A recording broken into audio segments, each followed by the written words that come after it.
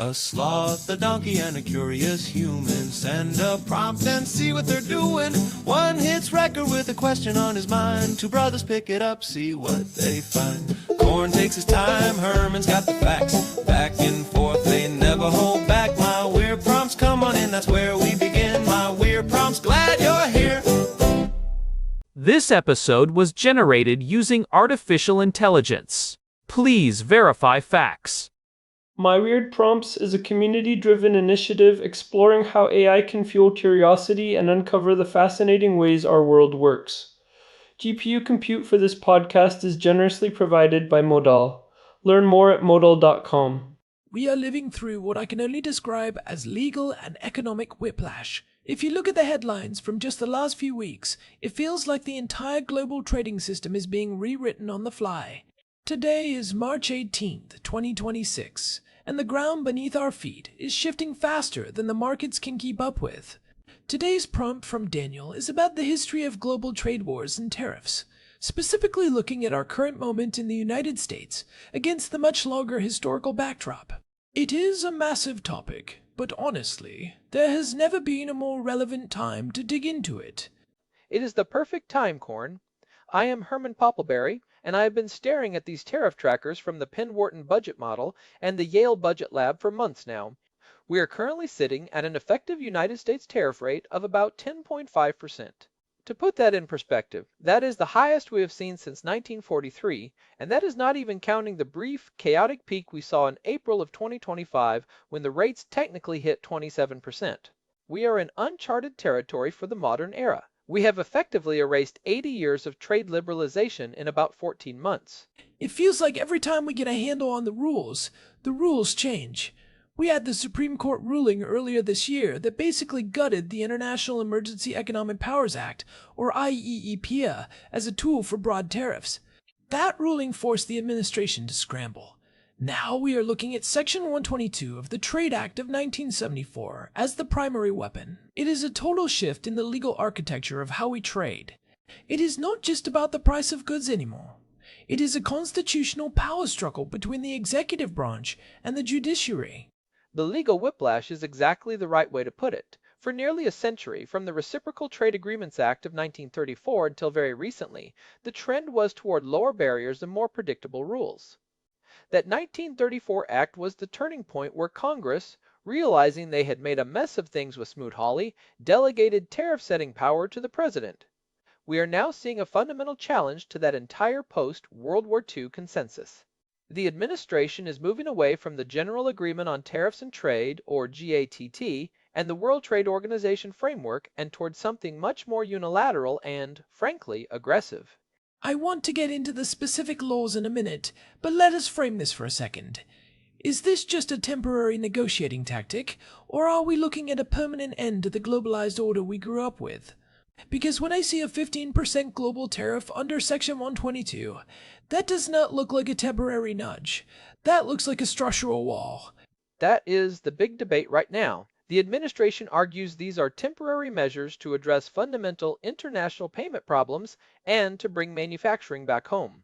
But if you look at the history, these things have a way of becoming permanent. Once you build a domestic industry behind a tariff wall, that industry becomes a powerful political lobby to keep that wall up forever. It is the classic infant industry argument that Alexander Hamilton used at the very start of the American experiment in his report on manufactures in 1791. The problem is that in 2026, these are not infant industries. They are mature industries trying to survive in a hyper-competitive global landscape. Let us talk about that Supreme Court ruling from early 2026, because that really set the stage for the chaos we are in today. Throughout 2025, the president had been using IEEPA to impose those sweeping tariffs. He signed executive orders on February 1st of 2025, imposing 25% tariffs on Canada and Mexico and 10% on China. Those were briefly paused, then took effect on March 4th. But the court stepped in and said, "Wait a minute, you cannot use an emergency power for what is essentially a permanent change in national economic policy." It was a massive constitutional moment. The court essentially ruled that the executive branch had overstepped the authority delegated to it by Congress.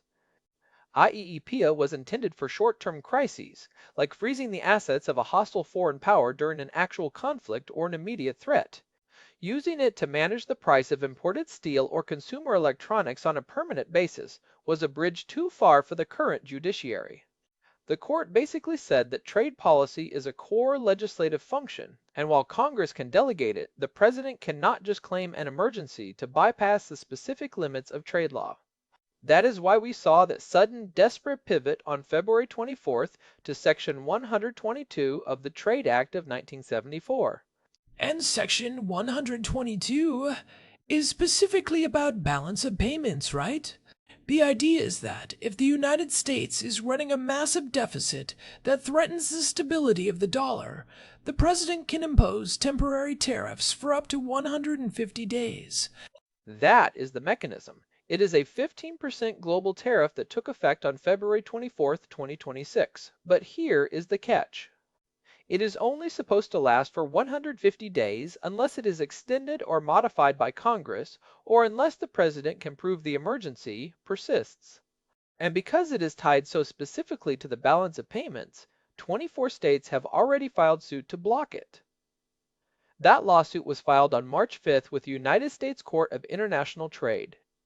They are arguing that the current trade deficit, while large, does not constitute the kind of fundamental international payment problem that the law was designed to address in the 1970s. It is interesting that we are seeing this state-level pushback. It shows that even within the country, there is no single consensus on whether this is a good idea.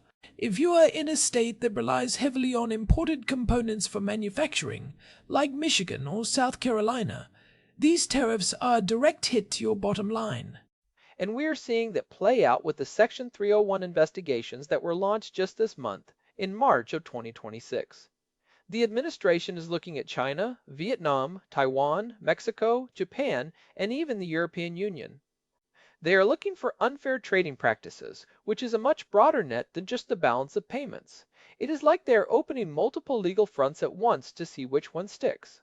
If the Section 122 tariffs get struck down by the Court of International Trade, they want the Section 301 tariffs ready to go as a backup. It is a game of legal whack-a-mole. It reminds me of the discussion we had back in episode 1334 about the price of patriotism. We talked about how Israelis were paying a sort of patriotism tax through protectionist policies designed to ensure national self-sufficiency. We are seeing a very similar dynamic here. There is a cost to these policies that shows up at the supermarket, the construction site, and the car dealership. The cost of living is the part that hits people the hardest. When you put a 35% tariff on Canadian goods, like we did on August 1st of 2025, you are not just hitting a foreign country. You are hitting every American who buys Canadian lumber, aluminum, or energy. Canada and Mexico are our largest trading partners, and the integration of those supply chains over the last 30 years through NAFTA and then the USMCA was incredibly deep. You cannot just rip those apart without massive friction. We saw the effective U.S. tariff rate peak at 27% in April of 2025, and the inflationary spike was immediate. That is why we saw the mini-truce with China in May of 2025. The administration realized they couldn't fight a trade war on every front while inflation was at 7%. I think we need to look back at the 1930s to really understand why people are so nervous about this. Everyone brings up Smoot-Hawley, but I think people forget just how catastrophic that was. It was signed in June of 1930 by Herbert Hoover, and more than 1,000 economists signed a letter begging him not to do it. Smoot-Hawley is the ghost that haunts every trade discussion. It raised tariffs on more than 20,000 imported goods. The goal was to protect American farmers and manufacturers during the early stages of the Great Depression. But the result was a global disaster. Within 2 years, 24 other countries had retaliated with their own tariffs. United States trade with Europe fell by 2/3 between 1929 and 1932. It did not just fail to stop the Depression, it acted as a massive amplifier, turning a domestic downturn into a global collapse. It proved that in a connected world you cannot protect yourself by impoverishing your neighbors. And that is the beggar thy neighbor dynamic, right? I try to protect my workers by blocking your goods, so you protect your workers by blocking mine, and pretty soon nobody is trading anything and everyone is poorer. That is exactly what we saw in the 1930s. But there is a key difference between then and now that we should highlight. Smoot-Hawley was a piece of permanent legislation passed by Congress. Today, almost all of our tariff actions are executive orders based on delegated authority. That makes our current situation much more volatile because it can change with the stroke of a pen or a court ruling. In 1930, you were locked in. Today, we are in a state of constant negotiation and legal challenge. This regime uncertainty is its own kind of economic poison. It is a different kind of uncertainty. Back then, the rules were rigid and bad. Now, the rules are flexible but unpredictable. Businesses hate both, but the unpredictability of 2026 is its own kind of nightmare for supply chain planning. If you were a company trying to decide where to build a factory, how do you plan for a 5-year horizon when the tariff rate might swing from 10% to 35% based on a court case in 6 months? You cannot. That is why we are seeing a shift from just-in-time manufacturing to just-in-case. Companies are building up massive inventories and trying to diversify their suppliers, even if it is more expensive. It is a move toward resilience over efficiency.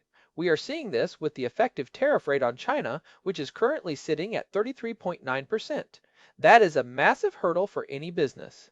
Even with the mini truce that was extended in November of 2025 through November of 2026, the baseline is still incredibly high. Let us go back even further for a second, because the history of tariffs is not just a 20th century story. I was reading about the Corn Laws in Britain recently. That was a huge deal in the 1800s. The Corn Laws are a fascinating parallel. Britain had high tariffs on imported grain to protect domestic landowners. It kept the price of food high for the working class while enriching the landed gentry. The battle to repeal them in 1846 was a turning point in world history. It was the moment Britain decided to become a free trade nation, betting that it was better to have cheap food and a global market for its manufactured goods than to protect its agricultural sector. It was a victory for the rising industrial class over the old aristocracy. And that decision was driven in part by the Irish famine. They realized they could not keep food out while people were starving. It shows how trade policy is never just about numbers on a spreadsheet. It is always about life and death, or at least about which parts of society are going to thrive and which are going to struggle. It is about the political economy. Who has the power? In the 1800s in Britain, it was the landowners versus the factory owners and workers. In the United States today, it is often a battle between the manufacturing heartland that wants protection and the coastal service and tech economies that want open markets. The patriotism tax we discussed in episode 1334 is the price the second group pays to support the first group. And then you have the World Trade Organization, which was supposed to be the referee for all of this. But the referee has basically been tied up in the locker room for the last decade, has it not? The WTO is in a genuine existential crisis. The dispute settlement system, which is the heart of the organization, has been paralyzed since 2017. The United States has been blocking the appointment of new judges to the appellate body for years, under multiple administrations. Without those judges, there is no final word on trade disputes. If a country loses a case, they can just appeal into the void where it sits forever. This has effectively ended the rules-based order that was established with the GATT in 1947 and the WTO in 1995. So the rules-based order only works if people agree to follow the rules. And right now, the biggest player in the system is saying the rules do not serve its interests anymore. That is the core of the issue. The United States helped build the system because we believed that stable, predictable rules would favor our economy and prevent another 1930s-style collapse. But the rise of China changed the calculus. When China joined the WTO in December of 2001, the hope was that they would liberalize their economy. Instead, they used the system to grow their manufacturing base while maintaining heavy state subsidies. The United States now views the WTO as a tool that China used to hollow out American industry.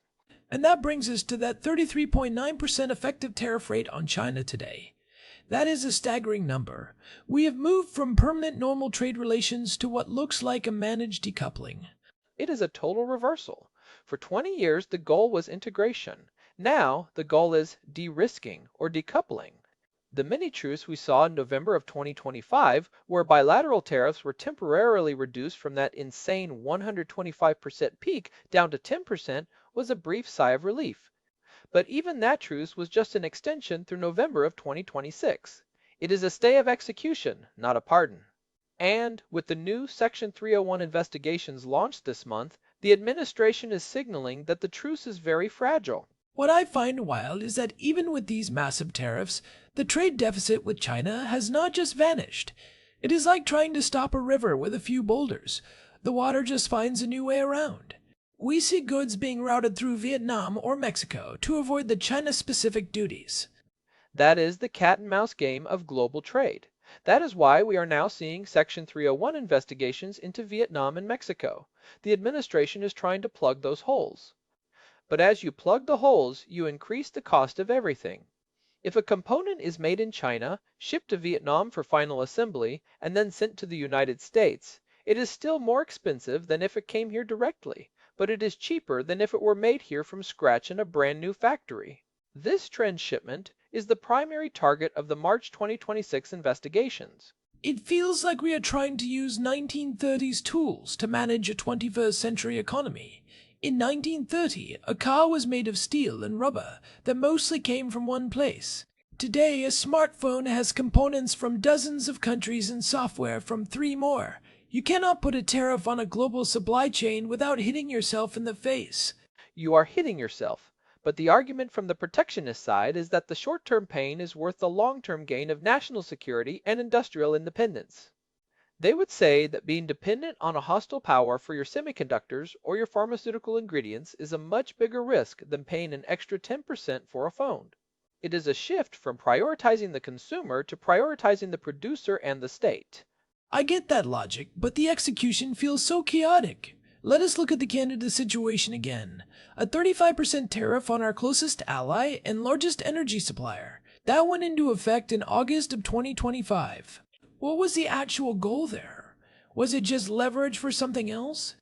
It was presented as leverage to get Canada to increase its defense spending and to crack down on Chinese goods entering the United States through the Canadian border. But the impact on the United States housing market was immediate. Lumber prices spiked, which pushed up the cost of new homes at a time when interest rates were already making housing unaffordable. It is a perfect example of how these policies have cascading effects that go far beyond the specific industry being targeted. You try to protect a steel mill, and you end up making it impossible for a young family to buy a house. And then you have the retaliation. Canada did not just sit there. They put their own tariffs on American products. It is the same pattern we saw with Smoot-Hawley. It is a game where everyone loses a little bit, and the hope is that the other guy loses more and gives up first. That is the definition of a trade war. It is an endurance contest. The United States has a massive, diverse economy, so we can theoretically endure a lot of pain. But we are also a democracy with an election cycle. If the pain gets too high for voters, the political pressure to end the trade war becomes overwhelming. We saw that in May of 2025 when the administration had to pull back from the brink with the China truce. That is an interesting point. In the 1930s, the pain got so high that it basically reshaped American politics for 40 years. It led to the New Deal and a total rejection of the old Republican protectionist orthodoxy. It took until the 1980s for the parties to sort of swap roles on trade, with the Republicans becoming the party of free trade and the Democrats becoming more protectionist. Now, we have seen another swap, or at least a total blurring of the lines. The political realignment on trade is one of the most significant shifts of our lifetime. You now have a Republican administration that is more protectionist than any since Hoover, and a Democratic Party that is struggling to figure out if it wants to defend the old globalist order or compete with the new protectionism. There is no free trade party in Washington right now. There is only a debate about how much protection is the right amount. I want to talk about the historical winners and losers for a second. We always hear about the losers, the consumers who pay more, the exporters who lose markets. But who actually wins in these scenarios? In the short term, the winners are the domestic industries that are being protected. If you are an American steel producer and your foreign competition suddenly gets hit with a 25% tariff, you can raise your prices and grab more market share. Your workers might get raises, and you might hire more people. The problem is that the win for the steel industry is a loss For every other industry that uses steel car makers, construction companies, appliance manufacturers, there are almost always more people in the industries that use the protected product than there are in the industry making it. It is the visible versus the invisible. You can see the steel workers who kept their jobs. You cannot easily see the thousands of people who did not get hired because a construction project became too expensive or a car factory moved to a different country. Precisely. That is the classic economic trap. The benefits of protection are concentrated and highly visible, which makes for great politics. The costs are diffused across the entire population, so no one person feels a huge hit, but the total cost to the economy is much larger than the benefit to the protected group. Let us look at the WTO again, because I think that is where the real long-term damage is happening.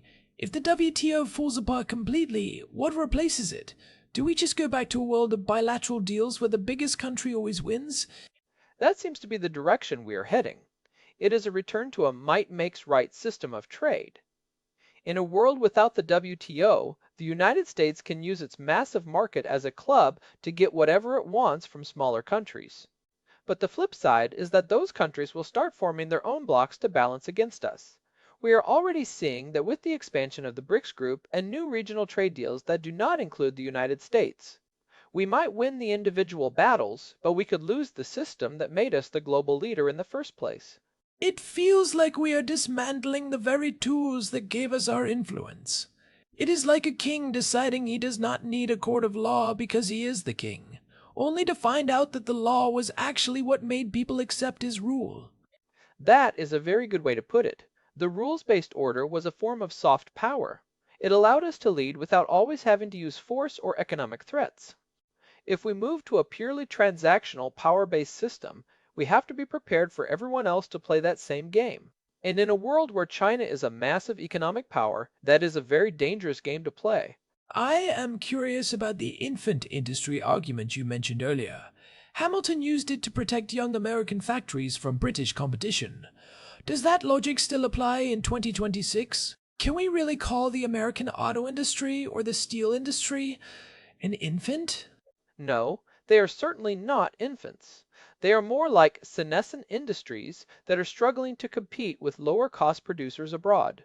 The modern version of the argument is more about strategic industries. The idea is that even if it is not efficient to make semiconductors or electric vehicle batteries in the United States, we have to do it for national security reasons. We do not want to be in a position where a conflict in the Taiwan Strait could shut down our entire economy. So it is not about helping them grow up. It is about keeping them alive, so we have them if we need them. Yes, it is insurance. And like any insurance, it has a premium. The tariffs are the premium we pay to ensure we have domestic capacity for critical technologies. The debate is really about which industries are truly critical and how high a premium we are willing to pay. Is steel critical? Is aluminum? Or washing machines? That is where the politics gets messy. It seems like once you open the door to national security as a justification for tariffs, everything starts to look like a national security issue. I remember a few years ago there was a serious discussion about whether imported cars were a national security threat. That was the Section 232 investigation. The argument was that if we do not have a strong domestic auto industry, we will lose the engineering and manufacturing base we need for military vehicles. It is a logic that can be stretched to cover almost anything. If you do not have a domestic clothing industry, you cannot make uniforms. If you do not have a domestic food industry, you cannot feed the troops. It is a slippery slope toward total protectionism. Let us talk about the mini truce with China. It was reached in May of 2025 and extended through November of 2026. What actually changed during that truce? Did it solve anything, or did it just hit the pause button? It mostly hit the pause button. The United States agreed to lower the bilateral tariff rate from that massive 125% peak down to 10%. In exchange, China agreed to buy more American agricultural products and to make some moves on intellectual property protection. But the fundamental structural issues, state subsidies, forced technology transfer, and the role of the Chinese Communist Party in the economy, none of that has been resolved. The truce was really about preventing a total economic collapse during a period of high inflation. It was a pragmatic retreat, not a peace treaty. And now we have these new Section 301 investigations.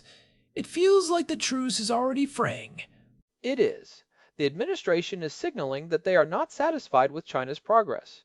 And by expanding the investigations to include countries like Vietnam, Taiwan, and Mexico, they are acknowledging that the China problem has spread throughout the entire global supply chain. You cannot just target one country in a globalized world. I want to go back to the 24 states suing over the Section 122 tariffs. That feels like a really important marker. It is not just foreign countries complaining. It is American governors and attorney generals saying this is hurting their people. It is a bipartisan group of states, too. You have states that rely on agriculture, states that rely on tech, and states that rely on tourism. They are all seeing different versions of the same problem. If you are a farmer in Iowa, you are worried about retaliatory tariffs on your soybeans. If you are a tech company in California, you are worried about the cost of components. If you are a tourism-heavy state like Florida or Hawaii, you are worried about a global slowdown making it harder for people to travel. The legal argument they are making is also interesting. They are challenging the idea that a trade deficit is a fundamental international payment problem. In the 1970s, when that law was written, the world was on a very different monetary system. We were just coming off the gold standard. A trade deficit back then meant something very different than it does today. That is the core of their legal challenge. The United States has run a trade deficit for decades without it causing a collapse of the dollar. In fact, because the dollar is the world's reserve currency, other countries want to hold our debt, which essentially finances our deficit. The states are arguing that the emergency the president is claiming simply does not exist in the way the law requires.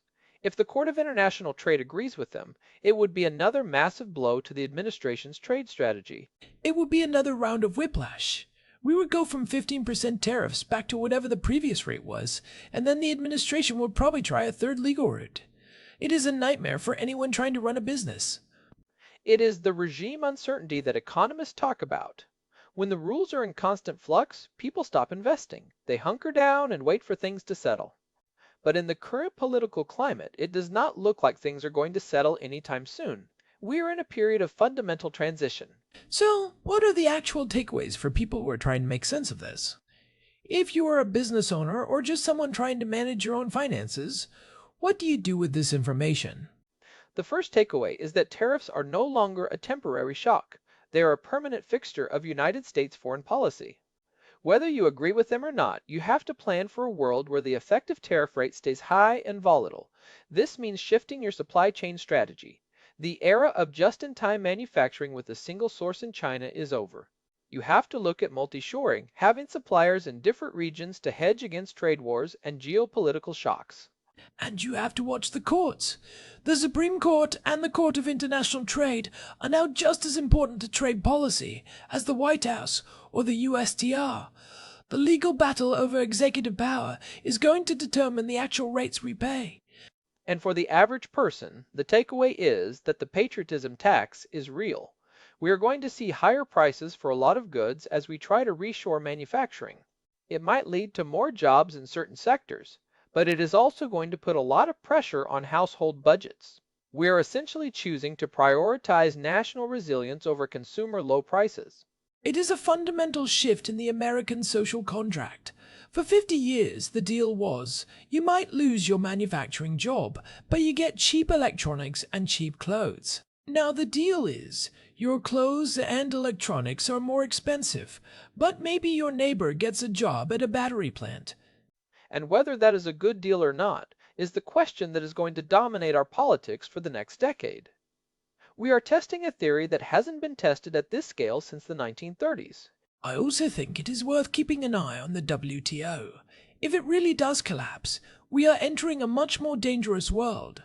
A world without a referee is a world where every disagreement can escalate into a full-blown conflict. That is the big fear. Trade wars often precede other kinds of wars. When countries stop trading with each other, they lose the economic incentive to maintain peace. That is the lesson of the 1930s that we really cannot afford to forget.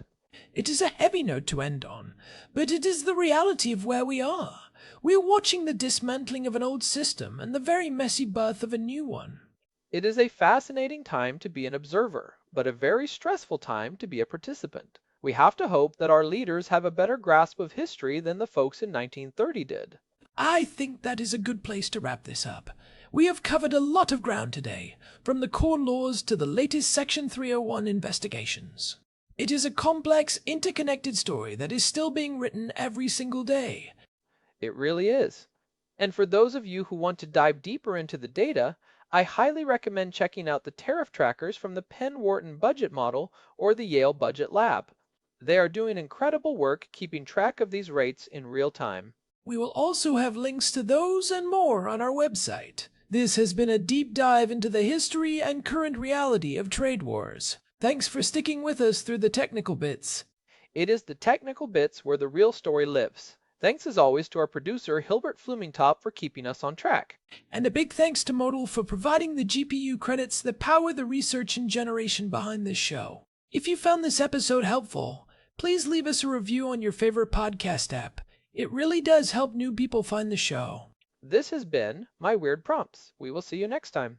Take care. This episode was generated using Gemini Flash 3. Text-to-speech engine was Chatterbox. Thanks for listening to our show, My Weird Prompts, where our thoughts go from slow takes to facts on cue. We change and follow through. My Weird Prompts, that's the close from sloth